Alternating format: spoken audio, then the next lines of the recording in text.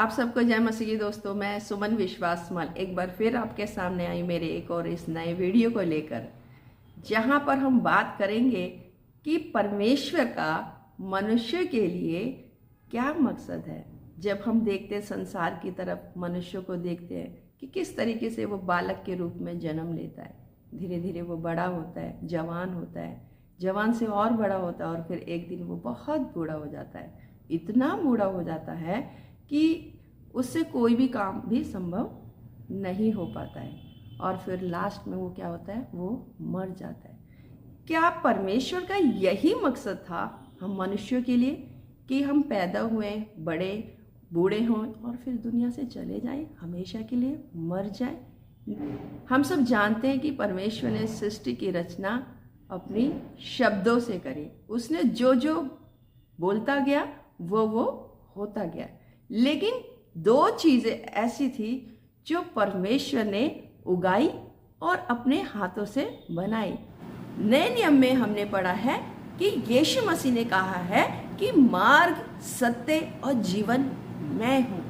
यानी कि ये वो वाला जीवन था जिसको हम कहते हैं कि आत्मिक जीवन, जो सिर्फ किसके पास है, जो यीशु मसीह के पास है। उससे पहले जब परमेश्वर ने आदम को अपनी सांस उसके अंदर डाली थी, तो वो वाला जीवन था जिससे हम संसार में जीवित रहते हैं। लेकिन जो जीवन यीशु मसीह जीता है या जो जीवन यीशु मसीह देता है, ये वही वाला जीवन का वृक्ष था जिसको खाने के बाद इंसान अमर हो जाता है।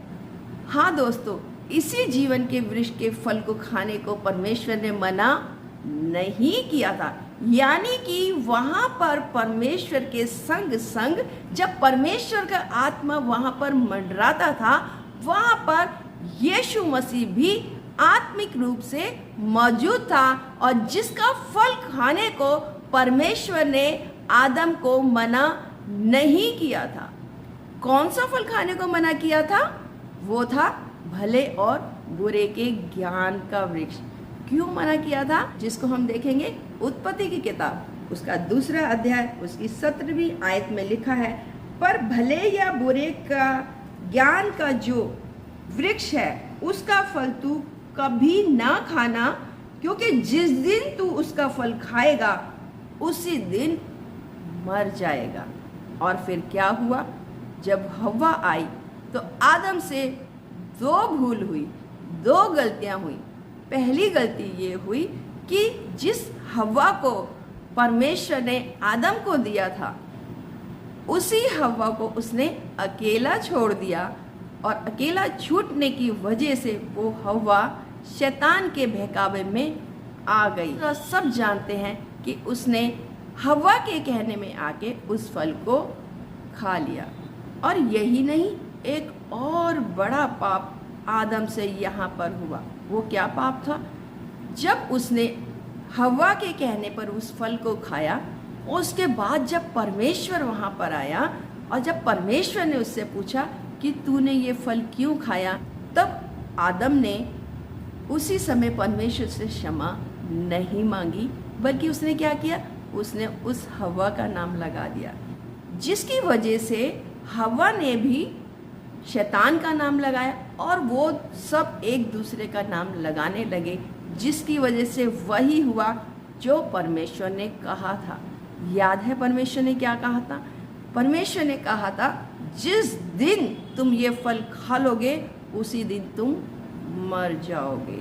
हाँ मेरे अजीजों, आज जो हम जीवन जीते हैं, जिनके जीवन में परमेश्वर नहीं है, या फिर जो लोग परमेश्वर को देखने या जानने के बाद भी परमेश्वर से दूर रहते हैं और संसार में अपने जीवन को बिताते चले जाते हैं, वो लोग परमेश्वर के लिए मर जाते हैं। क्यों मर जाते हैं? क्योंकि परमेश्वर के मुंह से निकला हुआ एक भी शब्द गलत नहीं होता। जब उसने आदम को कहा था कि जिस दिन तुम वो फल खाओगे उसी दिन तुम मर जाओगे, और परमेश्वर के कहे अनुसार आदम उसी समय परमेश्वर के लिए मर गया और परमेश्वर ने आदम और हव्वा को हमेशा के लिए अपने से दूर कर दिया और वो जीवन का वृक्ष उसने छिपा लिया, जिसको इससे पहले तक आदम खाया करता था, जिसको खाने के कारण आदम आत्मिक रूप में जीवित था। याद रखिए, वो शारीरिक रूप में भी जीवित था और आत्मिक रूप में भी जीवित था। लेकिन भले और बुरे के वृक्ष के फल को खाने के बाद परमेश्वर ने उससे वो हक, वो फल, वो पेड़ छिपा लिया हमेशा के लिए, और आदम को अपने आप से हमेशा के लिए दूर कर दिया। लेकिन हमारा परमेश्वर तो था बहुत ज़्यादा प्यार करने वाला, और वो मनुष्य को अपने आप से हमेशा के लिए दूर नहीं कर सका। यही कारण था कि वो जीवन का वृक्ष तो उसने छिपा लिया था कि कहीं आदम पाप करने के बाद, भले और बुरे के ज्ञान को प्राप्त करने के बाद, परमेश्वर के लिए मर जाने के बाद भी वो फल ना खा ले और पापी आदम हमेशा के लिए अमर ना हो जाए। लेकिन अब परमेश्वर चाहता था कि जो मनुष्य उसके लिए मर गया वो मनुष्य फिर से जीवित हो जाए, और इसी वजह से परमेश्वर ने व्यवस्था विवरण में हम मनुष्य के लिए बहुत सारी आज्ञाएं दी। लेकिन ये हम मनुष्य के लिए दुर्भाग्य की बात है कि हम मनुष्य में कोई भी व्यक्ति उन आज्ञाओं को पूरा नहीं कर पाया। बहुत से बड़े बड़े नबी आए, महापुरुष आए, बहुत से लोग आए, लेकिन कोई भी उन आज्ञाओं के साथ रहते रहते पूरी तरीके से नहीं चल पाया। यही कारण था कि परमेश्वर ने अपने इकलौते पुत्र यीशु मसीह, जो तब भी था जब उसने अदन की वाटिका लगाई थी, और जब भी था जब उसने पृथ्वी की रचना करी, उसी यीशु को उसने मनुष्य के रूप में, शारीरिक रूप में पृथ्वी पर भेजा, मदर मैरी यानी कि माता मरियम के द्वारा। और यीशु मसीह मनुष्य के रूप में संसार में आए, हमारे पापों की खातिर वो क्रूस पर चढ़ाया गया, मर गया, दफन हुआ, और फिर परमेश्वर का मकसद पूरा हुआ। कौन सा? कि वो जो आदम मर गया था, वो फल खाने से जो मर गया था, वो आदम अब जीवित हो गया था मनुष्य के रूप में, शारीरिक रूप में वो जीवित हो गया था, जो परमेश्वर के लिए मर गया था। जब वो जीवित हो गया, अब वो हमेशा के लिए परमेश्वर के पास बैठा है, उसके दाहिने हाथ पर। हाँ परमेश्वर के प्रिय अजीज लोगों, आज परमेश्वर हम मनुष्य से चाहते हैं कि जिस प्रकार परमेश्वर ने पहलोठा यानी कि यीशु मसीह पहलोठा क्यों कहलाया? क्योंकि वही तो था जो आदम मर गया था, हमेशा के लिए परमेश्वर से दूर हो गया था, अब वो जीवित हो चुका था। पहलोठा वो इंसान था, वो जीवित हो गया था और वापस उसका मेल परमेश्वर से हो गया था। अब परमेश्वर चाहते हैं कि हम जो मनुष्य, जो मरे हुए मनुष्य हैं, हाँ दोस्तों, आज जो हम जीवन जीते हैं वो हम मरा हुआ जीवन जीते हैं। हम चाहे कितनी भी मेहनत कर लें, कितना भी हम एक दूसरे से रिश्ते बना लें या एक दूसरे में खुश रहने की कोशिश कर लें, लेकिन एक खालीपन और एक सूनापन हमेशा हमारे जीवन में रहता है। एक सवाल हमारे मन में हमेशा रहता है कि जो हम जीवन जी रहे हैं, जो हम कर रहे हैं, इसका अंत क्या होगा? और उसी का जवाब देने के लिए परमेश्वर चाहते हैं कि हम किसको अपना लें? हम यीशु मसीह को अपना लें, यीशु मसीह को अपने जीवन में ग्रहण कर ले, क्योंकि यीशु मसीह ने कहा है कि मार्ग मैं हूँ। जो मार्ग आदम ने बंद कर दिया था पाप करके, वो मार्ग यीशु मसीह ने हमारे लिए, अपने बहन और अपने भाइयों के लिए खोल दिया है। आज मार्ग हमारे लिए खुला हुआ है, बस ज़रूरत है यीशु मसीह को अपनाने की। दोस्तों, यीशु मसीह चाहते हैं कि हम उसके द्वारा जैसे जैसे वो जिया वैसा वैसा हम जी के, वैसा हम परमेश्वर की हर आज्ञाओं का पालन करके, परमेश्वर का भय अपने जीवन में रख के और नया जन्म पाके, नए होके हम क्या हो जाएं? हम परमेश्वर से मेल मिलाप कर लें।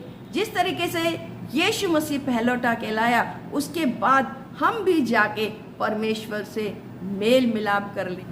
याद रखिए दोस्तों, यीशु मसीह खुद तो निष्पाप था, एक भी पाप उसने नहीं किया था, लेकिन किसके लिए?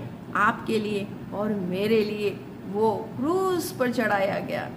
क्या क्या नहीं उसने हमारे लिए सहा, कितना बड़ा उसने बलिदान दिया। ना सिर्फ उसने बल्कि खुद परमेश्वर ने अपने इकलौते बेटे को, अपने पहलौठे बेटे को हमारे लिए दे दिया, सिर्फ इसलिए कि हम जो मर गए थे हम जिंदा हो जाएं। हाँ अजीजों, हम में से हर एक को वो जिंदा करना चाहता है और हमारे लिए वही वाला जीवन, अमर कर देना वाला जीवन, जिसमें ना कभी मौत होगी, ना कभी आंसू होंगे, ना कभी दुख होगा, ना अकेलापन होगा, ऐसा वाला जीवन जो शुरुआत में उत्पत्ति में उसने आदम के लिए, उसकी पत्नी हव्वा के लिए चाहा था, ठीक ऐसा ही जीवन फिर से परमेश्वर ने स्वर्ग में हमारे लिए तैयार करके रखा हुआ है। दोस्तों, परमेश्वर चाहता है कि हम आए और उसमें प्रवेश कर ले।